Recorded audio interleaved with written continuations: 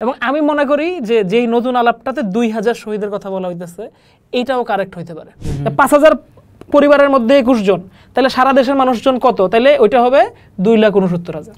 আমরা যদি life matters মনে করি যে মানুষের মৃত্যুটাই গুরুত্বপূর্ণ, আমি মৃত্যুর সংখ্যা বিবেচনা করতে চাই, তাইলে আপনি এই যে 71 যে এখানে বড় সংঘাত, এই সংঘাতের প্রভাব বয়ে গেছে 74 পর্যন্ত। এই যে মানে এখানে দুঃশাসন, অপশাসন, একনায়কতন্ত্র এবং তারপরে খাদ্য এই পুরো বিষয়টাই, এবং এটাকে আরো সামনের দিকে নিয়ে গেলে আপনি 69 যে আমাদের এখানে ভয়ঙ্কর একটা জলোচ্ছ্বাস হইল, যেখানে মাওলানা ভাসানী 70 নির্বাচনে অংশগ্রহণই করলেন না। ইফ লাইফ ম্যাটার্স হইতো আসল কথা, তাহলে আমরা 69 থেকে 75 পর্যন্ত এখানে যে প্রায় 50 লক্ষ মানুষের জীবনহানি হয়েছে সেইটাকে তুলতাম, যে এখানে বড় জেনোসাইড হয়েছে, এখানে জলোচ্ছ্বাস হয়েছে, এখানে দুর্ভিক্ষ হয়েছে, পুরাটাই আমাদের পুরো জাতীয় জীবনের জন্য একটা বড় ঘটনা। খুলনা সবগুলা গণহত্যারে একটা খাতায় নিয়ে যোগ করি, তাই আপনি দেখেন আমি 1 লাখ মিলে কিনা, যশোরটা যোগ করি। ও যখন এটা করতে থাকবে না তখনই ও বুঝতে পারবে যে এই সংখ্যাটা আসলে কতটা দূরের কতটা কাছে। আমি নিজে এরকম সার্ভে করতে গেছি, বহু পরিবার, ভাই আমি একদম দায়িত্ব নিয়ে বলছি, বহু পরিবার ও শরণার্থী শিবিরে তার একটা বাচ্চা মরে গেছে, তো ও বুঝেই না যে শরণার্থী শিবিরে মারা গেলে যে এটা শহীদ হবে, ও তো মনেই করে না। এটা দেশে গণহত্যা নিয়ে গত কয়েকদিন যাবত আলাপ চলতেছে, তো আমরাও চিন্তা করলাম যে একটা পোস্টরুম করে ফেলি। তো আমরাও পোস্টরুমে আজকে বসলাম দেশের গণহত্যা নিয়ে আলাপ করতে। আরিফ ভাই, এই যে গত কয়েকদিন যাবত এত কেওয়াজ হইতেছে না, ধরেন 30 লাখ না 3 লাখ একটা ডিবেট তো আগেই ছিল, এখন নতুন করে আবার একটা কেওয়াজ শুরু হয়েছে 2000। হ্যাঁ, এই যে 2000 নামায় নিয়ে আসা, মানে আপনি এই বিষয়টারে কিভাবে দেখতেছেন? কোন দিক এই কেওয়াজটা থেকে আসলে কি আসতে পারে, গেইন হতে পারে? শোয়েব ভাই, আমার কাছে মনে হয় যে একদিক থেকে আমি এই বিষয়টারে স্বাগত জানাই। বিষয়টা হইতেছে যে 71 আসলে এত বড় ঘটনা, এত ইভেন্টফুল এবং এত তথ্য প্রমাণ আছে এই জিনিসটার, কিন্তু তারপরেও আমাদের এখানে জাতিগতভাবে এইটা সম্পর্কে যে শুধু সংখ্যাতাত্ত্বিক আলাপ ছাড়া আর কিছু নাই, সেইখানে মাঝে মধ্যে এই ধরনের ধাক্কার দরকার আছে। আরেকটা বিষয় হইতেছে যে এইখানে কোনো একটা জায়গায় স্টিক থাকার কোনো সুযোগ নেই আমার কাছে। আমরা বলি 30 লক্ষ শুধু একটা আইকনিক নাম্বার, আমি তো মনে করি এই যুদ্ধের প্রভাব এর থেকে বড়, আরও বড় সংখ্যক মানুষ বিভিন্নভাবে যুদ্ধাহতরা পরবর্তীতে মৃত্যুবরণ করছে, খাদ্যের অভাবে মানুষ মারা গেছে, এগুলো বহুত অনেক আলাপ করছে আমরা এগুলো নিয়ে। আবার এইটার যে বিভিন্ন ডেফিনেশনে এটার বিভিন্ন নাম্বার আসতে পারে সেটাও আলাপ করা দরকার। এবং আমি মনে করি যে যেই নতুন আলাপটাতে 2000 শহীদের কথা বলা হইতেছে এটাও কারেক্ট হইতে পারে। কিভাবে বলতেছে এই কথাটা? হ্যাঁ, কারেক্ট হইতে পারে। কারণ হচ্ছে যে যদি আপনি আসলে সংঘাত গবেষণার দিকে দৃষ্টি দেন যে সংঘাতে মৃত্যু কিভাবে নির্ধারণ করা হবে, সেটা পুরোপুরি ডিপেন্ড করে ডেফিনেশনের উপরে। আপনি কোন জমিনের উপরে কি সংজ্ঞা, কি কি শর্ত অধীনে তাকে শহীদ বলবেন, সেটাই নির্ধারণ করে দেবে সে শহীদ কিনা। তো আমরা যদি একটু দেখি, আজকে আমি এই আলাপটা এই জন্যই করতে চাইতেছি যে বাংলাদেশের মুক্তিযুদ্ধের শহীদের সংখ্যা নিয়ে আপার লিমিটে অনেক কথা আছে, 30 লাখ আছে। আমরা 72 সালের শুরুর দিকে, 71-এর শেষের দিকে এরকম আলাপ দেখছি 35 লাখ, 37 লাখ, পত্রিকাতে উল্লেখ ডকুমেন্ট পাই আমরা যদি পপুলেশন মানে জনসংখ্যা বৃদ্ধির হারে দেখি, এটা থেকে ঘাটতি দেখে 40-50 লাখ পর্যন্ত দেখা যায় যে একটা দীর্ঘ মেয়াদী প্রবাহমানতা। এটা বাংলাদেশে না, শুধু ভিয়েতনাম, অ্যাঙ্গোলা, অনেক জায়গাতেই যুদ্ধের দীর্ঘকালীন প্রবাহমানতায় যে যুদ্ধের ক্ষয়ক্ষতি সেটা বিপুল আকারে দেখা যায়।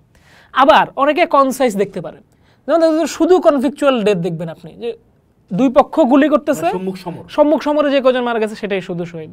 আপনি বলতে পারেন আচ্ছা, যাদেরকে ধরে নিয়ে আসে মারা হয়েছে শুধু সেটাই শহীদ, অথবা যে কয়টা খুলি আপনি পাইছেন শুধু সেটাই শহীদ। এইভাবে করে করে আপনি ক্লাস্টারগুলো করতে পারেন। তো আমরা যদি দেখি যে যেই আলাপটা আসতেছে 2000 শহীদের, 2000 শহীদের আলাপটা প্রথম তুলেন যে সেই উনি হচ্ছেন একজন সাংবাদিক, উইলিয়াম ড্রুমান্ড। তো উইলিয়াম ড্রুমান্ড এই ভদ্রলোক হচ্ছেন গার্ডিয়ান পত্রিকার সাংবাদিক। 1972 সালের 6 জুন উনি গার্ডিয়ান একটা প্রতিবেদন লেখেন। প্রতিবেদনটা হচ্ছে দ্য মিসিং মিলিয়ন্স। তো এই মিসিং মিলিয়ন্স প্রবন্ধটাতে উনি খুবই ফ্রাস্ট্রেশন দেখান আর কি, যে এখানে যে এক্সাজারেশন নাম্বার দেখানো হইতেছে 3 মিলিয়ন, এটা অনেক বেশি, এটা আসলে তো বেশি না।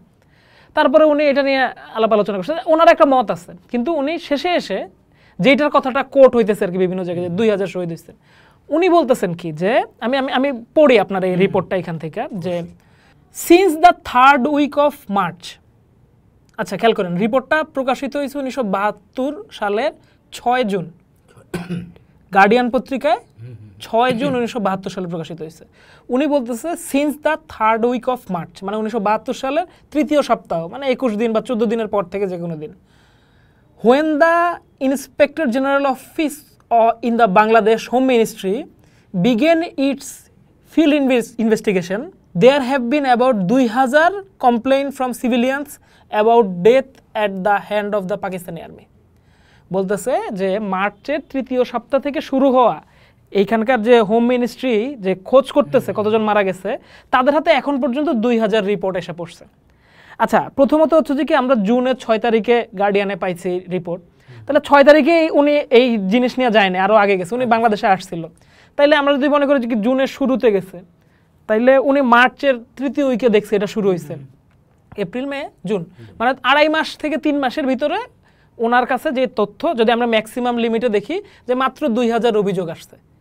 অভিযোগ কি পুলিশ থানায় যেটাই হোক, এটা নিয়ে আরও 2-1টা আলাপ আছে, কিন্তু প্রথম কথা হচ্ছে ওনার দাবিটা হচ্ছে এইটা যে 3 মাসে 2000 দাবি উঠছে, কোথায় এত মিলিয়ন রয়ে গেছে। উনি কিন্তু কখনো এটা বলে নাই যে কি এটা শেষ, এতজনই মারা গেছে। এবং এই কমিশনের রিপোর্ট নিয়ে আমরা বহু ধরনের আলাপ দেখতে পাবো। আমরা এরকম শুনছি যে 50,000 রিপোর্ট আসছে, তারপরে শেখ মুজিবুর রহমান এই ফাইল ক্লোজ করে দিয়েছে যে কি প্রকল্পিত সংখ্যা পাওয়া যায় নাই। এরকম বলেছে কি 30,000 জনের আসছে, কিন্তু যেহেতু মনপুত হয় না সেজন্য ফাইল ক্লোজ করে দেওয়া হয়েছে। এরকম অনেক আছে, আমি সবগুলাকেই শ্রদ্ধা করতেছি এখানে। আমি জানি না এই কমিশনের রিপোর্টের কতটুকু কি আসছিল, কিন্তু এই কমিশনের রিপোর্টের একটা উল্লেখ, মানে আমরা একাডেমিশিয়ান হিসেবে আমাদের দায়িত্ব হচ্ছে তথ্যের উপরে ডিপেন্ড করা। একটা উল্লেখ আমরা পাই হচ্ছে কল্যাণ চৌধুরী ওনার জেনোসাইড ইন বাংলাদেশ বইতে এরকম 18টা জেলার হিসাবের খতিয়ান হাজির করছেন, তবে এটার যোগফলও 30 লাখ হয় নাই। আরেকটা বিষয় হচ্ছে যে কি 1971 সালে কিন্তু বাংলাদেশের জেলা 18টাই ছিল, পরবর্তীতে ছোট ছোট জেলাগুলো মানে জেলাগুলো ভেঙে ভেঙে ছোট জেলা হয়েছে। তো আমরা ওখানে দেখতে পাই খুলনা জেলায় উনি বলছেন নিহতের সংখ্যা 1,50,000, কুষ্টিয়াতে 40,000, যশোর 75,000, বরিশাল 65,000, নোয়াখালী 75,000, পটুয়াখালী 35,000, কুমিল্লা 95,000, সিলেট 85,000, চিটাগাং 1 লাখ, রাজশাহী 45,000, পাবনা 35,000, বগুড়া 32,000, ফরিদপুর 45,000, রংপুর 80,000, দিনাজপুর 95,000, ময়মনসিংহ 75,000, টাঙ্গাইল 20,000, ঢাকা 1 লক্ষ, এবং 18 জেলা যোগ করে বলতেছে 12,47,000 হচ্ছে মোট নিহতের সংখ্যা। আমি বলি যে ওই বইটাতে মানে এই চার্টটা যখন উল্লেখ করা হচ্ছে ওখানে বলা হচ্ছে যে chart prepared on the basis of figure published in different Bangladeshi newspaper and statistic by Inquiry Commission up to March 31, 1972. It is incomplete. তা একটা ইনকমপ্লিট ডকুমেন্ট যদি কল্যাণ চৌধুরী সত্য বলে থাকেন, উনি পত্রিকা 31 মার্চ পর্যন্ত 18 জেলার যে তথ্য পাইছেন 12,47,000। তো এইটাও একটা তথ্য, ড্রুমান সাহেবের একটা তথ্য, এটা একটা তথ্য। এবং এই যে আমি যেটা বলতেছি যে এই কল্যাণ চৌধুরীর এইটা কিন্তু পরবর্তীতে খুবই গুরুত্বপূর্ণ একটা বারবারা হার্ফ যে বাংলাদেশের গণহত্যা নিয়ে গবেষণা করছেন, সেখানে এই জরিপটাকে ব্যবহার করছেন। তো আমি এখানেও কোনো নিশ্চিত জায়গায় যাচ্ছি না, কিন্তু ব্যাপারটা হচ্ছে যে আমাদেরকে প্রত্যেকটা ক্লেইমকে বোঝার জন্য ওইটার মেথোডোলজিটার দিকে খেয়াল করা দরকার। যেমন আপনি 2000 বললেন, তো ওকে শুনলাম 2000, এরপর এরকম আরেকটা ক্লেম আছে। পাকিস্তান একটা কমিশন করছিল 1971 সালে যুদ্ধ নিয়ে, যেটা বলে হামিদুর রহমান কমিশন।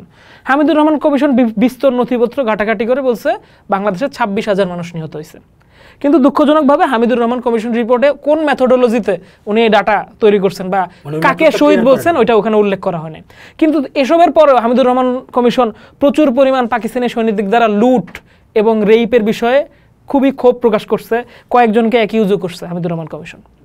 এই কমিশনের রিপোর্ট কখনোই পুরোপুরি ডিসক্লোজ হয় নাই, কিছু কিছু অংশ পাওয়া যায়, বাংলাদেশেও এটার অনুবাদও পাওয়া যায়। এরকম আরেকটা ক্লেম আছে রাও ফরমান আলী খান, যে আপনি জানেন যে পাকিস্তানের মানে আমরা সেকেন্ড ইন কমান্ড বলতে পারি বা প্রশাসনিক প্রধান ছিলেন, যে রাও ফরমান আলী খান একটা ইন্টারভিউতে, বাংলাদেশি একজন গবেষকের একটা ইন্টারভিউতে বলছেন এখানে 50,000 মানুষ মারা গেছে। উনিও কোনো মেথোডোলজির ধার ধারেন নাই। এইটা তো হচ্ছে আমরা বললাম এই আপনার ওথ, ড্রুমান্ডো বলছেন 2000, এটাতে কোনো মেথোডোলজি নেই, আমরা জানি না এটার ইয়েটা কি। কমিশনের রিপোর্টটা আমরা কমপ্লিট জানি না। কল্যাণ চৌধুরী পত্রিকা এবং এটার একসাথে করে 12,47,000 কথা বলছেন, তা বলছেন কমপ্লিট। হ্যাঁ, আর উনিও যখন বলতেছেন উনিও খুবই অল্প সময়ের কথা বলছেন, যদি আমরা ধরেও নেই, আমরা সবাইকে সমান গুরুত্ব দিই। আরও 3টা বড় বড় গবেষণার কথা আমরা বলতে পারি। যেমন সুইডেনের উপসালা ইউনিভার্সিটি একটা গবেষণাতে দেখাইছে যে বাংলাদেশে 58,000 মানুষ মারা গেছে 1971 সালে। একই রকম আরেকটা খুব ভালো গবেষণা করছে British medical journal, BMJ। British medical জার্নালের হিসেবে দেখা গেছে 2,69,000 মানুষ মারা গেছে। আরেকটা ভালো গবেষণা করছে এই যে ICDDRB, আমাদের ICDDRB ওয়ার্ল্ড হেলথ অর্গানাইজেশনের একটা জরিপের ডাটার উপরে কিছু কাজ করে দেখাইছে 5 লক্ষের কিছু বেশি মানুষ 1971 সালে মারা যেতে পারে। এইটা হচ্ছে লোয়ার বেল্টের এরকম কিছু নাম্বার। আচ্ছা, আমি আরেকটা বলতে ভুলে গেছি, ভারতীয় গবেষক শর্মিলা বসু ওনার ডেড রেকর্ডিং গ্রন্থে বলছেন 50,000 থেকে 1 লক্ষ মানুষ মারা যেতে পারে। উনি কি কোনো মেথড, উনিও কোনো মেথোডোলজি বলেন নাই। এখানে আরেকটু ইন্টারেস্টিং বিষয় আমি বলি আপনারে, যে শর্মিলা বসুর বইটা, যেহেতু উনি অক্সফোর্ড ফেলো, খুবই সাইটেড হয় যে শর্মিলা বসু খুব স্কলারলি কাজ করছেন, কিন্তু ওনার এই বইটা এটা কোনো স্কলারলি কাজ না আসলে।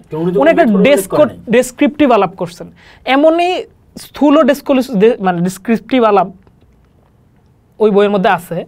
যেমন আমি একটা উদাহরণ দিই, উনি রুমিদের সম্পর্কে একটা আলাপ করছে, শহীদ রুমি, ক্র্যাক প্লাটুন। রুমিদের সম্পর্কে উনি বলতেছে যে রুমিরা এরকম এই দূতাবাসের সামনে বোমা বিস্ফোরণ ঘটাইত, এবং এরপরে উনি মন্তব্য দিতেছেন যে যদি দূতাবাসের সামনে বোমা বিস্ফোরণ করানো মুক্তিযুদ্ধ হয়, তাহলে পাকিস্তান আর্মি তাদেরকে ধরে নিয়ে গিয়ে মেরে ফেলা, এটার মধ্যে কোনো সমস্যা নেই। শর্মিলা বসু বলতেছেন এরকম। শর্মিলা বসুর বাংলাদেশের গবেষণা, বাংলাদেশের মুক্তিযুদ্ধ ওনার বিশেষ আগ্রহের জায়গা। উনি এরকম 7-8টা কেস নিয়ে আলাপ করছেন। যেমন উনি চুকনগর গণহত্যা নিয়ে ওনার বইতে আলাপ করছেন। চুকনগর গণহত্যা, ধরেন আমি নিজে চুকনগর গণহত্যা জরিপ কাজ করছি, সেখানে এরকম এরশাদ আলী মোড়ল খুব গুরুত্বপূর্ণ ক্যারেক্টার, এরকম অনেক লোক আছেন যে ওখানে মানুষ নিজের চোখে দেখছে যে কি 3 থেকে 5,000 লাশ একদম নদীতে ছিল, স্টিল এখনো মানুষ জীবিত আছে। আমরা জানি না তো সত্য না মিথ্যা, আমার তো জন্ম ভাই 71 পরে, কারো উপরেই ইমান আনতে হবে। আমি কথা বলছি তার সাথে, কথা বলছি। শর্মিলা বসুও কথা বলছে এরকম যে হ্যাঁ উনি শুনছে মারা গেছে। এরপরে শর্মিলা বসু আবার পাকিস্তানে ফেরত গেছেন, গিয়ে এই এলাকার যে দায়িত্বপ্রাপ্ত ছিলেন তার সাথে কথা বলছেন, জিজ্ঞেস করছে যে চুকনগরে তোমরা ম্যাসাকার করছো, বলছে না। তারপরে শর্মিলা বসু বলছেন যেহেতু ওরা বলছে না, এরা বলছে হ্যাঁ, তার মানে এই ঘটনাটা ঘটছে কিনা এটা নিয়ে সন্দেহ আছে।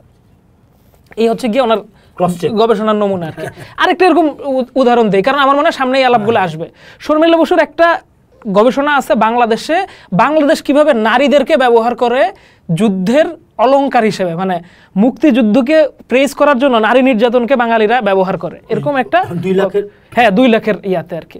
তো সেখানে উনি কয়েকটা কেস স্টাডি আনছে যে বাংলাদেশে মেয়েদেরকে ঝুলিয়ে রাখা হয়েছে ঢাকা বিশ্ববিদ্যালয়ে, এটা অবাস্তব, বিজ্ঞানীরা বলে সম্ভব না, এরকম অনেক আসছে। সেখানে একটা কেস আছে ওনার ফেরদৌসী প্রিয়ভাষিনী সম্পর্কে উনি একটা আলাপ করছেন। উনি এখানে আলাপ করতে গিয়ে দেখাইছেন যে ফেরদৌসী প্রিয়ভাষিনী পাকিস্তানি আর্মিদের সাথে স্বেচ্ছায় চলে গেছিলেন, এরকম একটা আলোচনা উনি দাঁড়া করানোর চেষ্টা করছেন। ফলে সে ছিল কমফোর্ট গার্ল, সে আসলে বীরাঙ্গনা না। এইটা দেখেন খুব মজার একটা বিষয়, আপনি মানে বীরাঙ্গনাদেরকে অসম্মান করা বা নাম্বার কমানোর ঝামেলা থেকে এদের সবাইকে বেশ্যা বলে দেন, তাইলে তো আর বীরাঙ্গনা থাকতেছে না, যে ও তো হাসতে হাসতে চলে গেছিল, যেহেতু বসু বলতেছে যে এটা কমফোর্ট গার্ড। হ্যাঁ, তো এই হচ্ছে গিয়ে এই ধরনের গবেষণা। অক্সফোর্ড, উনি আসলেই অক্সফোর্ডের ফেলো, কিন্তু ওনার গবেষণার মান এই। তো এমনকি ওই মানে শর্মিলা বসুর এই ডেড রেকর্ডিং নিয়ে একটা আলোচনা হয়েছিল একবার, সেখানে বেশ বাংলাদেশের মানুষজন তো খুব উত্তেজিত ছিল এই বই নিয়ে। তো সেইখানে অক্সফোর্ড বিশ্ববিদ্যালয়ের পাবলিক হেলথের একজন শিক্ষক ছিলেন ডক্টর রিচার্ড ক্যাশ। আমি নিজে এই ইয়াটা দেখছি, সেমিনারটা দেখছি। তো এখানে রিচার্ড ক্যাশ বক্তৃতা দিতে গিয়ে বলতেছেন যে আমি পাবলিক হেলথের মানুষ হিসেবে বলতে পারি যে 1971 সালের যুদ্ধে শুধু কোলাটারাল ড্যামেজ, খাদ্য ব্যবস্থা ভেঙে যাওয়ার কারণে যে ড্যামেজ হয়েছে, এটার কারণে 5 লক্ষ মানুষের মৃত্যু হতে পারে, এবং এই মৃত্যুর দায়কার যারা যুদ্ধ আনছে তাদের নাকি ঈশ্বরের।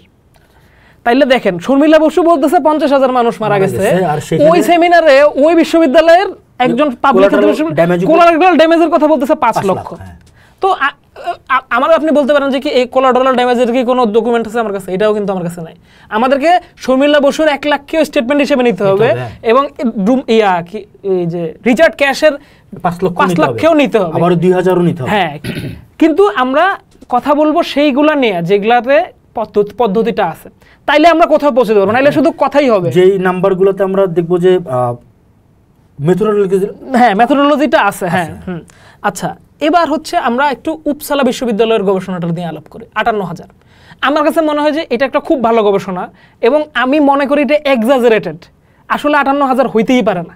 কেন আমি আপনাকে বলি, কারণ হচ্ছে উপসালা বিশ্ববিদ্যালয় যত এরকম হত্যাকাণ্ড নিয়ে গবেষণা করে, ওদের একটা মানে এই ধরনের একটা গবেষণা কেন্দ্রই আছে যারা যুদ্ধের মৃত্যুর সংখ্যা গণনা করে। তারা করে কি হচ্ছে ব্যাটেল রিলেটেড ডেথ, শুধু সম্মুখ সমরের নিহতদেরকে কাউন্ট করে। ওরা ওয়ান সাইড সিভিলিয়ান কিলিংকে ধরেই না, এবং পরিষ্কারভাবে ওদের ওই গবেষণায় উল্লেখ করে দেয় আমরা কিন্তু এখানে গণহত্যা বা কাউরে ধরে নিয়ে গিয়ে গুম করা, তারপরে কমফোর্ট করা, আমরা ক্র্যাকডাউন আমরা হিসাব করি না, আমরা শুধু সম্মুখ সমরে, আর যদি মাঝখানে কেউ ঢুকে পড়ে ক্রসফায়ার হয় সেটাতে মারা যায়। এখন সম্মুখ সমরে বাংলাদেশের সারা বলতে 58,000 মানুষ মারা গেছে।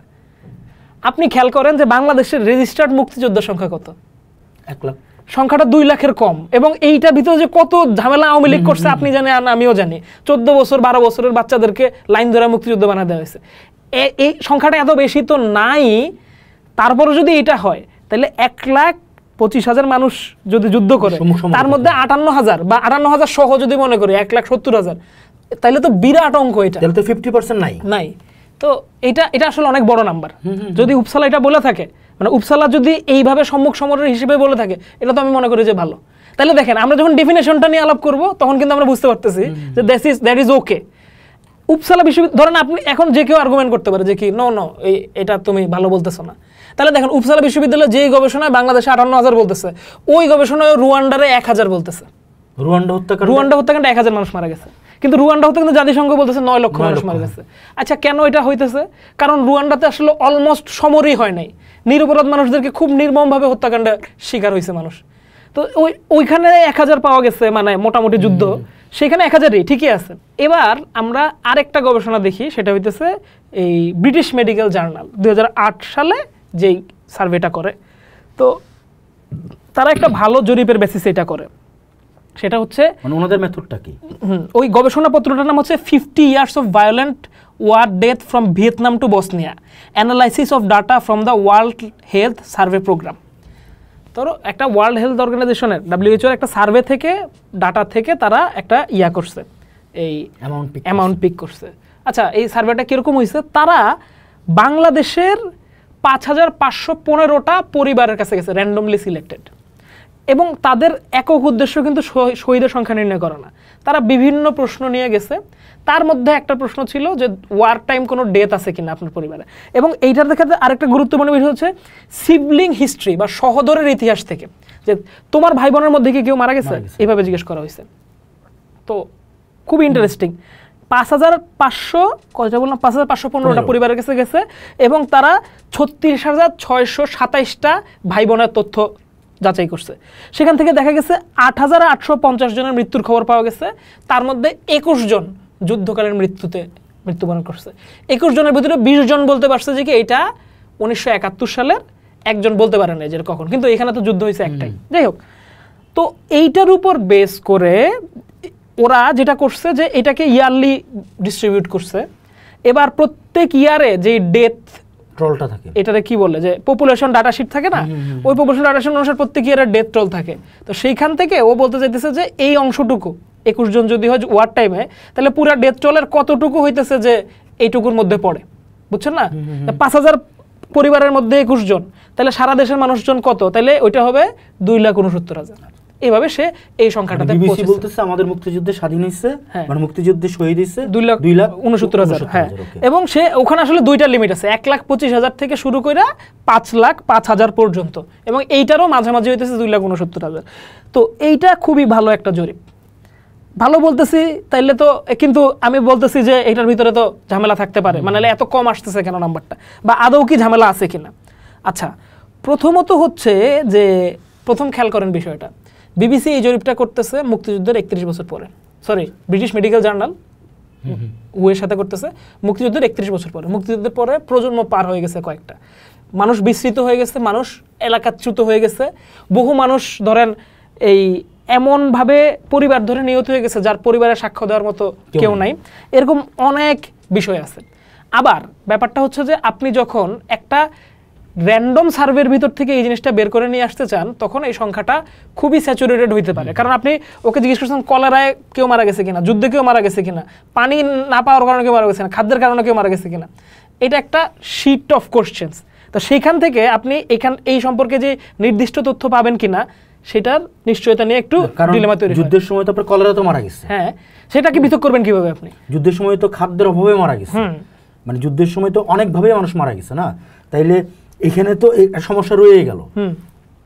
আমরা যদি এই জরিপটাকেই একটু করতে পারি, মানে আর একটু কনসাইজলি করতে পারি, আমার কাছে মনে হয় যে এখনো এই পদ্ধতিতে জরিপ করে এর থেকে ভালো ফলাফল আমরা পাইতে পারি। কিভাবে আমি এটা বলি, যে ধরেন আমার তো দীর্ঘদিনের গণহত্যা নিয়ে কাজ করার অভিজ্ঞতা আছে এবং আমি বেশ কয়েকটা জেলার ফিল্ড সার্ভে, মানে আমি কয়েক হাজার এরকম বধ্যভূমি গণহত্যার স্পট নিজে ভিজিট করছি, পরিবারের সাথে কথা বলছি। আপনি আসলে যে গণহত্যা বিষয়ে যখন কাজ করেন তখন আপনি মূল ফিল্ড কি চুকনগর ছিল? আমি খুলনা, যশোর, মানে খুলনা বেল্টের অনেকগুলো জেলাতে প্রত্যেকটা অ্যাটলিস্ট জেনোসাইডের স্পট, যে বিগত গবেষকরা বলছে এখানে জেনোসাইড হয়েছে, আমি সেটা কনফার্ম করতে গেছি। ওইখানে গিয়ে এলাকাবাসীর সাথে কথা বলে নিশ্চিত হতে চাইছি যে আসলে এখানে হয়েছে কিনা। আমরা মূলত একটা ডিজিটাল সার্ভে করতে চাচ্ছিলাম, যে এখান থেকে আমরা একটা ডিজিটাল ম্যাপ বানাবো যে কোথায় জেনোসাইড হয়েছে, মানুষ যাতে ক্লিক করে দেখতে পারে যে এখানে এতজন, এখানে এতজন, এরকম করে। তো এই কনফার্মেটিটার জন্য আমার এই সবগুলো জায়গায় যেতে হয়েছে। তো সেই যেটা আপনাকে বলতেছিলাম, যে আমার যেই অভিজ্ঞতা তাতে এই যে আপনি যেটা বললেন না যে কলেরায় মারা গেছে সে বুঝতে পারে নাই, সম্মুখ যুদ্ধে মারা যায় না, হয়তো ডেকে নিয়ে মেরে ফেলছে সে বুঝতে পারে নাই। তো এইটার জন্য আপনাকে ধরেন এই মানে ব্রিটিশ মেডিকেল জার্নালের এই গবেষণাটাই আপনি করবেন আবার, কিন্তু আপনি শুধু বাংলাদেশের মুক্তিযুদ্ধের জন্য করবেন। আপনি আজকে মুক্তিযুদ্ধ ধরেন 54 বছর পার হয়েছে, তার মানে আপনি এর থেকে 10-12 বছরের বেশি যাদের বয়স, মানে 62 বা 63 ইয়ার্স ওল্ড মানুষের কাছে যাবেন। আপনি এখানে 5000 পরিবারের কাছে গেছেন, আপনি 10,000 পরিবারের কাছে যাবেন, কিন্তু আপনি যাবেন 3টা কেসের ভিত্তি করে। মানে আপনি র্যান্ডমলি যদি এমন জায়গাগুলোতেই যান যেখানে জেনোসাইড হয় নাই, তাহলে আপনি একরকম ডাটা পাবেন। আবার যদি আপনি শুধু চুকনগরেই যান, তাহলে আপনি দেখবেন কেউ নাই, সবই হয়ে গেছে। তাহলে আপনাকে উচ্চ মানের গণহত্যা, মধ্যম মানের গণহত্যা হয় নাই, এরকম 3 মানের 3000-3000-3000টা প্লেসে আপনি যদি এই সার্ভেটা করেন, তারপরে যে ডাটাটা পাবেন, এবং ওই যে 62 বছরের বেশি বয়স্কদের কাছে যাবেন এবং তাদেরকে এই যে শরণার্থী শিবিরে গিয়ে মারা গেছে কিনা, কোনো প্রতিবেশী মিসিং আছে কিনা, হিন্দুদের মধ্যে থেকে কোনো প্রতিবেশী মিসিং আছে কিনা, তারপরে হচ্ছে যে এই সম্মুখ যুদ্ধে আপনার অন্য কোনো ভাবে, মানে ধরেন আপনি ক্ষত হয়েছে আপনার, কিন্তু আপনি মারা গেছেন 5 বছর পরে, এরকম হয়েছে কিনা, এইসব প্রশ্নকে জিজ্ঞেস করে যদি একটা ডিফাইন্ড কি বলবো এটাকে সংজ্ঞার আওতায় নিয়ে এসে এই প্রশ্নটা করেন, আমি মোটামুটি নিশ্চিত আপনি এখান থেকে 5-7 গুণ বেশি আসলে পাবেন এই রেজাল্টটা। মানে 5-7 গুণ মানে কোনটা থেকে? মানে যে 2,69,000 থেকে, মানে 10 থেকে 15 লাখ মানুষ গ্রাউন্ড ডাটা থেকে একদম নিশ্চিতভাবে আপনি পাবেন, এমনকি জরিপ প্রক্রিয়ার মাধ্যমে যদি এখনো করা হয়। আচ্ছা, ওই যে রিসেন্ট টাইমে একটা আলাপ আসতেছে যে অনেকেই বলতেছে যে হেভি অ্যামিনিশন হয় নাই, গ্যাস চেম্বার ছিল না সেকেন্ড ওয়ার্ল্ড ওয়ারের মতো, তো এত বেশি শহীদ হওয়া সম্ভব না, এত বেশি খুন করা সম্ভব না। অনেকে যে ডেইলি হিসাবটাও দেখাইতেছে যে ডেইলি এত হাজার মানুষ মারতে হবে। এটা নিয়ে আপনার মতামতটা কি? আচ্ছা, প্রথমত হইতেছে যে প্রথম অংশটা যে এত বেশি মানুষ মারা যায় না, এটাতে মানে এত বেশি ইন্ডাস্ট্রিয়ালাইজড পদ্ধতি ব্যবহার না করলে এটা সম্ভব না। এটা খুবই বোগাস হয়ে যায় এই কারণে যে রুয়ান্ডার কথা আমরা বলতেছিলাম, যে রুয়ান্ডাতে তো 100 দিনে 9 লক্ষ মানুষকে হত্যা করা হয়েছে, এবং সেইখানে কোনো বন্দুকও, মানে আমাদের পাকিস্তানি আর্মির থেকেও নিম্নমানের চাপাতি ছুরি ব্যবহার করে, হ্যাঁ এই ব্যবহার করে করছে। এরকম মানে আফ্রিকা অঞ্চলে বহু যুদ্ধ আছে যেখানে এরকম মানে খুবই কম অ্যামুনিশন দিয়ে বিরাট মানুষ মারা গেছে, এবং যদি সে মানে প্রচুর সেনাবাহিনী ব্যবহার করে ইনক্লোজ পদ্ধতিতে মানুষকে জেনোসাইড করে, তাইলে এটা সম্ভব। কিন্তু এখানে প্রশ্নটা হচ্ছে এইখানে যে ধরেন এই যে ইন্ডাস্ট্রিয়ালাইজডরা বেশি গণহত্যা করতে পারে আর ইয়ারা কম গণহত্যা করতে পারে, এটা তো একটা খুব বিজ্ঞানিকভাবে খুবই এই অযৌক্তিক ধারণার একটা আলাপ আর কি। এরপরে আপনি যেটার কথা বললেন যে প্রতিদিন এত মানুষকে মারা যায় কিনা, আচ্ছা এই সংখ্যাটা যদি 3 লাখ হয় তাইলে কিন্তু প্রতিদিন 12,000 থেকে টেটে নেমে আসবে 1200, এবং প্রতিদিন 1200 মানুষও মারা যায় কিনা এটাও খুব শক্তিশালী প্রশ্ন হইতে পারে। কারণ আপনি আপনার অবাক হওয়াটা কোথায় আটকাবে আমি তো জানি না, কিন্তু ধরেন আজকের এই মুহূর্তে শোয়েব ভাই ঢাকা শহর না শুধু মানে আমাদের বাংলাদেশের ডেথ রেটকে যদি হিসাব করি 4-5 হাজার মানুষ প্রতিদিন মারা যাচ্ছে, কোনো যুদ্ধও হইতেছে না। তাই এটাও তো আমি যদি হঠাৎ করে শুনি তাহলে এটা খুব অবাক করার সংখ্যা মনে হতে পারে যে প্রতিদিন এত মানুষ কীভাবে মারা যাচ্ছে। আর তাছাড়া আমি সব ধরনের রিসার্চারদেরকে মিলে আমি যেটা বুঝতে পারি যে মুক্তিযুদ্ধের কনফ্লিকচুয়াল ডেথ এবং জেনোসাইড এই সব কিছু মিলে এটা 15 লক্ষ থেকে 20 লক্ষের মতো নাম্বার, এটা ডাইরেক্ট কিলিংয়ের মধ্যে মারা গেছে। আরও 15 থেকে 20 লক্ষ মানুষ দীর্ঘমেয়াদে মারা গেছে। এটা আমরা ইরাকেও দেখছি, বসনিয়াতেও দেখছি, সবখানে দেখছি যে এত যখন প্রবল গণহত্যা হয় সেটার আবার কোলাটেরাল ড্যামেজ, এমন দরিদ্র দেশ, কলেরা প্রবণ দেশ, এইসব জায়গায় অনেক বড় হয়। তো এই যদি এটা 15 থেকে 20 লক্ষ হয় জিনিসটা, তখন আপনার এই নাম্বারটা যেখানে নেমে আসবে ওটা প্রতিদিন 2-3 হাজারের মতো নাম্বার। এবং এইটা সমকালীন সময় মানে 71 থেকে 81 বা 90-এর দশক পর্যন্ত সিভিল ওয়ারগুলোকে খেয়াল করলে এরকম আমি কমপক্ষে 5টা থেকে 7টা আপনাকে এরকম উদাহরণ দিতে পারবো যে এই হারে মানুষ মারা গেছে। এবং এইটা তো আসলে এইভাবে নিশ্চিত করার কোনো উপায় নাই, ঠিক না? যে এইটা হয় নাই কেন, তার মানে এটা সম্ভব না। তাহলে আমি যদি আরেকটা বেটার উদাহরণ দিই, মানে আমি এখন রুয়ান্ডার উদাহরণ দিলাম, দেখি কি এটা প্রমাণ হয়ে গেল যে চাপাতি দিয়ে মানুষকে মারা হয়েছে বাংলাদেশে? তা তো না। এই ধরনের এই যুক্তিগুলোর কোনো মানে হয় না আসলে। বাংলাদেশের আমার কাছে মনে হয় সবচেয়ে ভালো যে কেউ যদি আগ্রহী হয়, অনেক মানুষই এরকম করে বলার চেষ্টা করে যে আমার এলাকায় তো মারা যায় নাই। আমরা প্রায় সময় দেখি যে এই টাইপে যদি স্ট্যাটাস দেওয়া হয় অনেকে কমেন্ট করে আমার এলাকায় কেউ মারা যায়, আমার এলাকায় মারা যায়, আমার ইউনিয়নে কেউ মারা যায়। হ্যাঁ, এই ধরনের কথা বলে। এই ধরনের কিছুদিন আগে আমরা একটা ফেসবুকে একজন কবির স্ট্যাটাস দেখলাম, ওনার এলাকায় কেউ মারা যায় নাই, কিন্তু ওনার যে এলাকার কথা উনি বলতেছেন ওই জেলাটা হচ্ছে অন্যতম একটা গণহত্যা প্রবণ জেলা। কিন্তু অসংখ্য অসংখ্য মানুষের নাম ধরে, এলাকার নাম ধরে লিস্ট দেওয়া সম্ভব যে কোথায় মারা গেছে। অধিকাংশ ক্ষেত্রে তার আগ্রহটাই নাই খুঁজে দেখার, যে এটা গুগল করার। সেটা ছাড়াও ধরেন অনেক ভালো ভালো কাজ হয়েছে বাংলাদেশের গণহত্যা নিয়ে।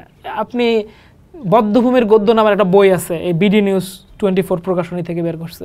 এরকম আরো অনেকেই কাজ করছে যারা দেখাইছে যে দেশব্যাপী কোথায় বড় বড় কিলিং স্পটগুলো আছে। এবং আমাদের মোহাম্মদপুরে তো একটা বড় চলজন্ত প্রমাণ। ডক্টর এম এ হাসানের এই যে গণহত্যা ও বদ্ধভূমির যে জরিপ, সেখানে উনি দেখছেন 942টা বড় বদ্ধভূমি আছে। আর আমরা যখন জরিপ করছি সেখানে আমরা দেখছি যে এই সংখ্যাটা 5000 ছাড়া যেতে পারে বদ্ধভূমির সংখ্যা। এখন এম এ হাসান বদ্ধভূমি বলতে যে বড় পরিসরের বদ্ধভূমি বলছেন, আমরা আবার বদ্ধভূমির ডেফিনেশনটাকে একটা ইন্টারন্যাশনাল ভাবে দেখছি। কারণ কোনো জায়গায় বদ্ধভূমি করলেই ওই বিভিন্ন জায়গা থেকে মানুষকে নিয়ে এসে লাইন ধরে গুলি করে মেরে ফেলা হতো। তো আমরা প্রত্যেকটা ওই ধরনের স্পটকেই বদ্ধভূমি বলতেছি। কিন্তু অনেক জায়গায় যেটা হচ্ছে নির্যাতন কেন্দ্র, ওখানে বারবার সাইকেলিং ভাবে, ধরেন মোহাম্মদপুর ফিজিক্যাল ট্রেনিং সেন্টার বা ধরেন এই যে চট্টগ্রামে হচ্ছে ফয়েজ লেক, এখানে রেকারিং ভাবে হত্যাকাণ্ড হয়েছে, তো ওইটা নির্যাতন কেন্দ্র। সো এই যে ডেফিনেটিভ বিষয়গুলো আমরা তো সবাই জানি না এবং জানার দরকারও নাই, সবার তো আর গণহত্যা বিশেষজ্ঞ হওয়ার প্রয়োজন নেই। কিন্তু এই যে ধরেন 1000টা যদি স্পট থাকে, তাইলে আপনার কাছে কেন মনে হয় যে এটা খুবই অবান্তর নাম্বার? 10, 15, 20 লাখ 25 লাখ মানুষ ডাইরেক্ট কিল কেন হইতে পারবে? আমি এখানে আরেকটু যুক্ত করতে চাই যে গবেষণাটার কথা বলতেছিলাম, এই 3টা যে 2টা উপসালার কথা বললাম, ব্রিটিশ মেডিকেল জার্নালের কথা বললাম, আইসিডিডিআরবি গবেষণার কথা বলে আমরা যেভাবে বলতেছিলাম যে জরিপটাকে আরেকটু ভালো করলে আরেকটু ভালো রেজাল্ট আসে, আইসিডিডিআরবি কিন্তু সেটার প্রমাণ। আইসিডিডিআরবি আরেকটু বড় পরিসরে মানুষের মধ্যে কাজ করছে। সে হচ্ছে যে কি মতলব থানার 1,25,000 মানুষের উপর একটা জরিপ চালায়। এবার একটা ইনক্লোজ এলাকার ভিতরে করা হয়েছে এবং সেইখানে ফিল্ড ভিজিট থেকে প্রাপ্ত জরিপে যুদ্ধের কারণে যতজন মৃত্যু হয়েছে সেটাকে আলাদা করছে। এবার পুরো পপুলেশনে তাহলে এটা কত বড় হবে সেটা হিসাব করা হয়েছে, সেখানে 5 লক্ষ মানুষকে পাওয়া গেছে। দেখেন ব্রিটিশ মেডিকেল জার্নালের সাথে ওর পার্থক্যটা কোন জায়গায়? ব্রিটিশ মেডিকেল জার্নালের এই যে ভাই বোনের সিবলিং সার্ভে, এটা কিন্তু খুবই ভালো একটা সার্ভে। এই মেথোডোলজি অনেক যুদ্ধের ভালো ভালো ডাটা দিচ্ছে আমাদেরকে। কিন্তু এইটাই যখন পরিসর বড় করা হইলো, আমরা দেখতে পাচ্ছি যে শহীদের সংখ্যা বেড়ে যাচ্ছে। এবং আইসিডিডিআরবির এই গবেষণাও কিন্তু শুধুমাত্র এক্সক্লুসিভলি জেনোসাইড করে হয় নাই। ও এই যে বিশ্ব স্বাস্থ্য সংস্থার বিভিন্ন প্রশ্নবালির মধ্যে এরকম একটা প্রশ্ন করা হয়েছে, ফলে এইখানে যে মানুষকে সে লিটারেট না ইলিটারেট, সে যুদ্ধ বলতে কি বুঝে, মানে আমাদের এখানে ধরেন গন্ডগোল বলি আমরা 71-কে, আবার এইখানে যুদ্ধের পরেও তো অনেক সশস্ত্র সংগ্রাম হয়েছে কমিউনিস্ট পার্টিগুলোর সাথে বা ইসলামিক গ্রুপগুলো এরকম সংঘাত হয়েছে, এগুলোকে যুদ্ধ বলতে পারে। সো এইটা আমরা ডিফাইন করছি কিনা আমরা ভালো মতো করে পর্যবেক্ষণ না করলে এটা বুঝতে পারবো না, ফলে এই নাম্বারটা কম বেশি হওয়ার সুযোগ আছে। আমরা যদি একটা অল এন অল, যে ওই যেই আলাপটা উঠতেছে নতুন করে, এমনকি বিএনপির 31 দফার ভিতরে আছে নতুন করে একটা সার্ভে করার কথা, আমরা যদি অল এন অল একটা জেনোসাইড কেন্দ্রিক সার্ভে করতে চাই, এবং বাংলাদেশের যেহেতু গড় এক্সপেক্টেন্সি লাইফের 73 বছর, তাইলে আমি 60 আপ এরকম যদি 10-20 হাজার মানুষের উপরে অল এন অল একটা জরিপ করতে পারি, যে স্থানীয় যে জেনোসাইডের সংজ্ঞাটা বোঝে, মানে ব্রডার সংজ্ঞাটা, তাইলে এই আমরা যদি আইসিডিডিআরবির জরিপ এবং এই ব্রিটিশ মেডিকেল জার্নালের জরিপের কে মিলাইয়া একটা জরিপে যাই, তাইলে কিন্তু আমরা একদম নিশ্চিতভাবে আইসিডিডিআরবি তো নিজেই বলতেছে যে কি এইটার যদি অ্যাপারেটাসগুলো ঠিক করা হয় এই নাম্বার বড় হতে পারে। ব্রিটিশ মেডিকেল জার্নাল তো এটাও বলতেছে যে অ্যাপারেটাসগুলোকে ওকে করলে এটা 3.5 থেকে 4 গুণ বেশি হইতে পারে এই নাম্বারটা। তাহলে ব্রিটিশদের এখানে তো ছিল 2,69,000। হ্যাঁ, 4 থেকে 5 গুণ হয়, তাহলে তো আমরা নিয়ার অ্যাবাউট 15 লাখ পাচ্ছি। হ্যাঁ, 10-15 লাখ পাইতে পারি আমরা এখান থেকে। এখানে এই আবাসগুলো আছে এবং আমিও মনে করতেছি সেটাই পাওয়া উচিত, যেটা আমরা দেখলাম যে পত্রিকাগুলোতে যেই ডকুমেন্টগুলো পাইলাম। এবারে আমি একটু দেখতে চাই যে বড় নাম্বারগুলো যেখান থেকে আসতেছে তারা কোন বেসিসে করছে। মানে আমাদের এখানে তো যে 3 লাখ আর 30 লাখের একটা সবসময় কিন্তু আমি আসলে কখনো 3 লাখের পক্ষে কোনো ভালো, শুধু 3 লাখ কোন গবেষণাটা থেকে আসছে সেটা আমি জানি না। তো 30 লাখ কোন দিকে গেছে সেটা আমরা বুঝতে পারি, যে ধরেন ওই ইয়াহিয়ারা প্রথম দিক থেকেই বলতেছে 30 লাখকে হত্যা করলে আমাদের থেকে করে খাবে, এইভাবে আলাপটা বড় হইতে থাকছে। কিন্তু পরবর্তী সময় যখন যত ডাটা আসছে সেই ডাটাগুলোকে আমরা যখন যোগ করছি, আমরা যোগ করে এটাকে 15 থেকে 20 লাখের মতোই পাইছি কনফ্লিকচুয়াল ডেথ হিসাবে। কিন্তু যেহেতু শরণার্থী শিবিরে বিপুল সংখ্যক মানুষ গেছে এবং বড় বড় গবেষণা হয়েছে এখানে, আপনি জানেন ল্যান্সেটের মতো গবেষণা, তারপরে হচ্ছে যে কি লাইফ ম্যাগাজিন কাজ করছে অনেকের গবেষণা থেকে, এবং রিসেন্ট সময় একটা ভালো গবেষণা থেকে দেখা গেছে 6 থেকে 7 লক্ষ মানুষ সেখানে ডায়রিয়া, কলেরার মতো রোগে শিশু সহ মৃত্যুবরণ করতে পারে। তো আমরা দেখলে নিশ্চিতভাবে বলতে পারি না, অনেক পরিবার সেখানে চলে গেছে যারা ফিরে আসে না। সো এখানে এই গ্যাপটা রয়েই যাবে, কিন্তু আমরা অ্যাকুমুলেটেড ভাবে এবং পরবর্তীতে এখানে পক্ষাঘাতগ্রস্ত যোদ্ধারা যারা পরবর্তী সময় মারা গেছে, যেমন আমরা জুলাইতে দেখতেছি না, 1 বছর পরেও আপনি জুলাইয়ের 17 তারিখে দেখেন, 17 তারিখে গুলিবিদ্ধ ছেলেটা মারা গেছে কিন্তু আগস্টের 2 তারিখ। হ্যাঁ, আমরা তো ওকে জুলাই যোদ্ধা হিসেবে দেখতেছি। তো সেটাই, আমরা যদি গত বছরের ডিসেম্বরে দরজা বন্ধ করে দিতাম তাহলে তো 200-300 মানুষ আমাদের এখানে যুক্ত হইতে পারতো না। সো এই আমরা কি মাথায় রাখতেছি কিনা, আমি এখানে আরেকটা জিনিস যুক্ত করে দিতে চাই যে আমরা যদি লাইফ ম্যাটার্স মনে করি, যে মানুষের মৃত্যুটাই গুরুত্বপূর্ণ, আমি মৃত্যুর সংখ্যা বিবেচনা করতে চাই, তাইলে আপনি এই যে 71 যে এখানে বড় সংঘাত, এই সংঘাতের প্রভাব বয়ে গেছে 74 পর্যন্ত। এই যে মানে এখানে দুঃশাসন, অপশাসন, একনায়কতন্ত্র এবং তারপরে খাদ্য এই পুরো বিষয়টাই, এবং এটাকে আরো সামনের দিকে নিয়ে গেলে আপনি 69 যে আমাদের এখানে ভয়ঙ্কর একটা জলোচ্ছ্বাস হইলো, যেখানে মাওলানা ভাসানী 70 নির্বাচনে অংশগ্রহণই করলেন না। ইফ লাইফ ম্যাটার্স হইতো আসল কথা, তাহলে আমরা 69 থেকে 75 পর্যন্ত এখানে যে প্রায় 50 লক্ষ মানুষের জীবনহানি হয়েছে সেইটাকে তুলতাম, যে এখানে বড় জেনোসাইড হয়েছে, এখানে জলোচ্ছ্বাস হয়েছে, এখানে দুর্ভিক্ষ হয়েছে, পুরাটাই আমাদের পুরো জাতীয় জীবনের জন্য একটা বড় ঘটনা। কিন্তু আমরা সবসময় এটাকে পলিটিসাইজ করতে চেষ্টা করছি, যে কার হাতে মারছে, পাকিস্তান মারছে না আওয়ামী লীগ মারছে না এই মানে কে মারছে, এভাবে দেখতে চাইছি। কিন্তু যদি আপনি কনফ্লিক্টের বিষয় দেখেন বা যদি আপনি লাইফকে বিবেচনা করেন, তাহলে কিন্তু গল্পগুলো অন্যরকম হবে। সেই গল্পেই আমি বলতে চাই যে বাংলাদেশের যে পপুলেশন গ্রোথ রেট, এটা 1970 থেকে 75 সালে মারাত্মকভাবে ডাউন হয়। অনেকবারই আমরা এই কথা বলছি যে এইটা 15.7 থেকে 5.3 ভাগে নেমে আসে মাত্র 5 বছরে। হ্যাঁ, এবং এইটা আবার পরবর্তী আদমশুমারিতে এটা 14.2-এ পরিণত হয়, মানে একটা বিরাট গ্যাপ কার্ভ হয় আর কি। তো এইখানে লন্ডনের বল স্ট্রিট ইউনিভার্সিটির পরিসংখ্যান বিভাগের অধ্যাপক ডক্টর রহমতুল্লাহ ইমন উনি দেখাইছেন যে এটা প্রকলিত, মানে যেটা জনসংখ্যা হওয়ার কথা সেটার থেকে 65 লাখ 65 লাখ মানুষ কম পাওয়া যায় এখানে। এবং এটা কোনোভাবেই 71 না শুধু, বা কোনোভাবেই 74 দুর্ভিক্ষ না শুধু, এখানে জলোচ্ছ্বাস, 71 দুর্ভিক্ষ, দীর্ঘমেয়াদী প্রভাব সবকিছু মিলছে। আপনি এখানে আসলে কিভাবে আলাদা করবেন? যে পক্ষগ্রস্ত হয়েছে সেই 74 না খেয়ে মারা যাচ্ছে, আপনি কারে কোনখান থেকে আলাদা করবেন ভাই? আমরা তো আলাদা করতে পারতেছি না। তো এখানে আপনি দোষ দিলে শাসককে দিবেন, আপনি 71 কেন এটার সাথে জড়ান? সো আমরা যদি খোলা মাথায় দেখি, এবং বহু গবেষকদের কথা বলা যায়, রুডলেফ জোসেফ রামেল বাংলাদেশের স্ট্যাটিস্টিক অফ ডেমোসাইড নিয়ে যে দীর্ঘ গবেষণা করছেন, উনি দেখাইছেন যে মানে মধ্যম রেঞ্জে 15 লক্ষ মানুষ এখানে মৃত্যুবরণ করতে পারে এবং 30 লক্ষেরও সম্ভাবনা আছে, উনি এই কথা বলছেন। এবং উনি ইন্টারেস্টিং বিষয় হচ্ছে এখানে আরেকটু কথা আমি বলতে চাই, যে রামেল বিহারি হত্যাকাণ্ড, এখানে যে বাঙালিদের হাতে বিহারির হত্যাকাণ্ড, এটা নিয়ে আলাপ করছেন। উনি বলছেন 1.5 লাখ থেকে 5 লাখ পর্যন্ত বিহারির এখানে মৃত্যু হতে পারে, মিড রেঞ্জে 3 লাখের কথা বলছেন। আমি এটাকে অ্যাকসেপ্ট করি এবং আমি এটাকে 30 লাখের ভিতরে মনে করি। এখন যারা বলতেছেন যে 2000 মানুষই মারা গেছে, তাহলে ওখানে বিহারি মানে হত্যা তো 3 লাখ হইতেই পারে না। আবার ধরেন রামেলের গবেষণাটা এত এক্সটেন্সিভ, উনি ইন্ডিয়ান আর্মির কতজন মারা গেছে, পাকিস্তান আর্মির কতজন মারা গেছে, সেগুলাও 5000, 3000 এই নাম্বারগুলো এখানে আনছেন। তো আপনি ব্যাপারটা ইন্টেনশনের উপরে বা নিয়তের উপরে, যে আপনার পলিটিসাইজের ব্যাপার না। আপনি যদি বুঝতে চান, তথ্যর অভাব নাই ভাই, তুই বুঝতে চাস যদি, তাহলে আমরা এই যে খুলনার সবগুলা গণহত্যারে একটা খাতায় নিয়ে যোগ করি, তাই আপনি দেখেন আমি 1 লাখ মিলে কিনা, যশোরেরটা যোগ করি। ও যখন এটা করতে থাকবে না, তখনই ও বুঝতে পারবে যে এই সংখ্যাটা আসলে কতটা দূরের, কতটা কাছের। হ্যাঁ, এখানে 1 লাখ কম, 2 লাখ বেশি, 5 লাখের এদিক সেদিক হইতে পারে, এইটা সবখানেই হয়। হোলোকাস্টেরও এখনো নাম্বার ডিবেট আছে, চীনে, নানকিংয়ে আছে, রুয়ান্ডাটা অনেকটা কারণ রুয়ান্ডা তো কনসাইজ। তো এই ডিবেট চলতে পারে এবং ডেফিনেশন নির্ধারণ করে দিবে সংখ্যা কত। বারবার আমি বলতেছি, এটা কনফ্লিকচুয়াল ডেথ নাকি সব অল এন্ড অল, এটার পরবর্তী প্রভাব ডেফিনেশন নির্ধারণ করে দিবে নাকি মেথড? এক্স্যাক্টলি, মেথড, মানে কোন মেথডে আপনি এটাকে করতেছেন, সেখানে আপনি ডেফিনেশনটা কি দিচ্ছেন সেটাই তো নাম্বারটা দিবে। আপনি যদি ওরা জিজ্ঞেস করেন কনফ্লিক্টে মারা যেতে হবে, আমি নিজে এরকম সার্ভে করতে গেছি, বহু পরিবার, ভাই আমি একদম দায়িত্ব নিয়ে বলছি, বহু পরিবার ও শরণার্থী শিবিরে তার একটা বাচ্চা মরে গেছে, তো ও বুঝেই না যে শরণার্থী শিবিরে মারা গেলে যে এটা শহীদ হবে, ও তো মনেই করে না এটা। আবার এরকম বহু পরিবার আছে যে পুরো পরিবার নিশ্চিহ্ন হয়ে গেছে, ছিন্নমূল হয়ে গেছে, তার কোনো ট্রেস নাই। শরণার্থী শিবিরে যারা মারা গেল, ইন্ডিয়ান গভর্নমেন্ট কি এটা নিয়ে কোনো করছিল যে শরণার্থী শিবিরে আমার এতজন আসছিল বাংলাদেশ থেকে, এতজন মারা গেছে?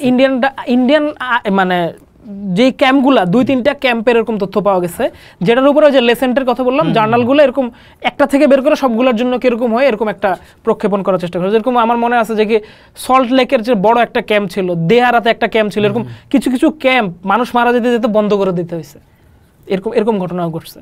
সো আমি বারবার এই কথাটা বলি যে 71 একটা বিরাট স্টাডির জন্য বিষয়, সবাই প্রভাবিত আমরা এটার জন্য জীবনে, এমন কোনো মানুষ খুঁজে পাওয়া সম্ভব না যে 71 প্রভাবিত না। তো আপনি যদি এটার ইন্টেন্সিটিটারে এত বড় একটা বিষয় এত ছোট করে দেখতে চান, এটা একটা প্রবলেমেটিক বিষয়। সো শেষ পর্যন্ত আলাপের জন্য সবসময় আমরা রাজি আছি, এবং মেথোডোলজি সরু বা বড় করে এই সংখ্যাটারে রেডিয়াসটারে বড় ছোট করার সুযোগ আছে, কিন্তু আমি ওপেন মাইন্ড আছে কিনা। যেমন আমি আজকে ব্রিটিশ মেডিকেল জার্নালের এটা দেখে, মেথোডোলজি দেখে আমি খুব অ্যালাইন ফিল করতেছি এটার সাথে, কারণ ব্রিটিশ মেডিকেল জার্নাল নিজেই বলতেছে যে এটার ক্যাপাসিটি কত বড় হতে পারে, এবং এটা খুব ভালো একটা, আসলেই তো খুব ভালো একটা পদ্ধতি তথ্য বের করার জন্য। কিন্তু আমাকে দেখতে হবে যে ওইটাকে সঠিক গণহত্যা প্রবণ এলাকায় করা হচ্ছে কিনা। কিছু অন্তত গণহত্যা প্রবণ এলাকায় না করলে আপনি গণহত্যার সংখ্যা বাড়ি করবেন কিভাবে ভাই? এরকম অনেকগুলো সার্ভের ক্ষেত্রে দেখা গেছে যে এমন এলাকায় গিয়ে এই সার্ভেগুলো করেছে যেখানে আসলে স্থানীয় মানুষ বলতে কেউই নাই, ফলে এই ডাটাগুলো খুবই মিসলিডিং ফলাফল দিতে পারে। এবং ইরাকের ক্ষেত্রে বা রিসেন্ট অনেকগুলো ওয়ারের ক্ষেত্রে এই মডেলগুলো বেশ ঝামেলাদায়ক ফলাফল দিচ্ছে, হ্যাঁ, এরকম প্রমাণিত হয়েছে। সো আমি মনে করি যে এখনো সুযোগ আছে এই গবেষণাটা আবার করার, আবার জরিপ থেকে ডাটা কালেক্ট করার, এবং ফলাফলটা আমরা যেসব ডাটার কথা বলতেছি সেটার খুব কাছাকাছি ডাটাতেই আমরা পৌঁছাতে পারবো। এবং সবশেষে আমাদেরকে আসলে এই ক্ষেত্রে দলমত নির্বিশেষে, কারণ ওই যে আপনি যেই কথাটা বলেন না যে 71 সালে তো আসলে আওয়ামী লীগ মুক্তিযুদ্ধই করে নাই, মুক্তিযুদ্ধ করছে সাধারণ মানুষ, মারা গেছে সাধারণ মানুষ, কিন্তু অঙ্ক করার সময় বা ন্যারেটিভ নির্মাণের সময় সব হয়ে গেছে আওয়ামী লীগ। সো যদি এটা সাধারণ মানুষের হয়, তাহলে সাধারণ মানুষের এইটারে উদ্ধার করার কাজটা করতে হবে। যেমন ধরেন আমি আপনার একটা প্রশ্ন করি, সেটা হচ্ছে ধরেন আমরা যদি রাজনীতির ঊর্ধ্বে যাই, যে কথাটা আপনি আজকে কয়েকবার আসলো, রাজনীতির ঊর্ধ্বে যায়, দলমতের ঊর্ধ্বে যায়, আমার 71-এ গণহত্যায় কি পরিমাণ মানুষ মারা গেছিল, এইটারে এই যে নাম্বার না, আমার দরকার ইতিহাস।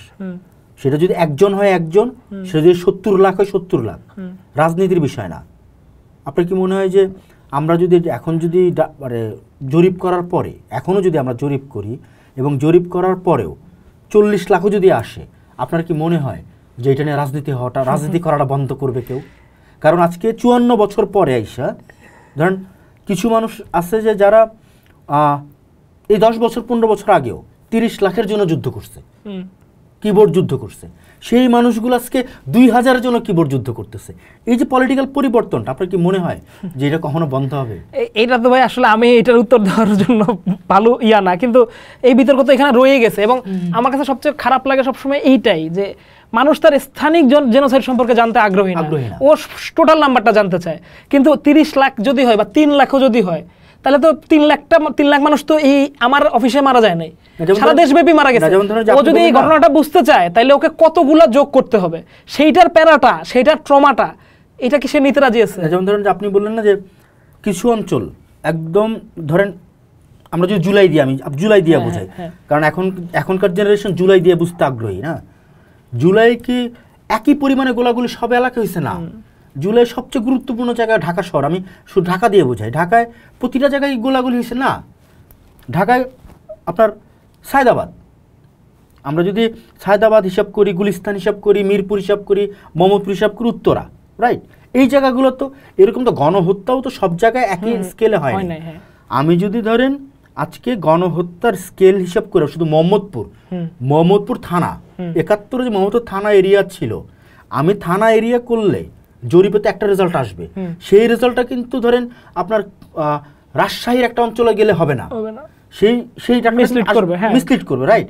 তাহলে তো আমাদেরকে একটা সামগ্রিক ডাটা করতে হবে যে ওই 30টা কম জেনোসাইড হয়েছে যেখানে ওই এলাকা, 30টা বেশি, 30টা সবচেয়ে বেশি, এইভাবেই তো করতে হবে। এখন এই যে নাম্বারিং এর খেলাটা, আমার তো মনে হয় যে জরিপ নতুন ভাবে করে নাম্বারিং এর রাজনীতিটা বন্ধ করা উচিত, বিকজ অফ 71টা তো আসলে নাম্বারিং এর খেলা না, 71টা তো শুধুমাত্র আওয়ামী লীগের যুদ্ধ না, আওয়ামী লীগ আসলে যুদ্ধটা লড়াই নাই, হ্যাঁ আওয়ামী লীগ ব্যবসা করছে মুক্তিযুদ্ধ নিয়ে না। মুক্তিযুদ্ধ তো আমরা বারবারই বলি, মুক্তিযুদ্ধ হচ্ছে ধরেন এই বাংলার নিম্নবিত্ত আন্দোলন। তো আপনি ধরেন আমরা যদি 25শে মার্চের ক্র্যাকডাউনও দেখি না, 25শে মার্চের ক্র্যাকডাউনে সব নিম্নবিত্তে মারা গেছে।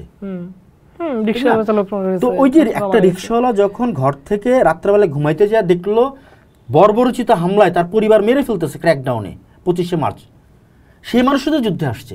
আমরা তো এরকম হাজার হাজার মানুষের দেখছি ঢাকায় যে গল্পগুলো আসে যখনই গণহত্যা বিষয়ে কথা উঠে, যে ঢাকায় তো প্রচুর মানুষ সরকারি চাকরি করছে, তো ওরা সরকারি চাকরি করতেছে যারা, তাদের ডাটাটা জানতেছে, কিন্তু 25শে মার্চে ক্র্যাকডাউনে আনতেছে না, পুলিশ ইয়েতে আনতেছে না, চিটাগাং কালুরঘাট আনতেছে না।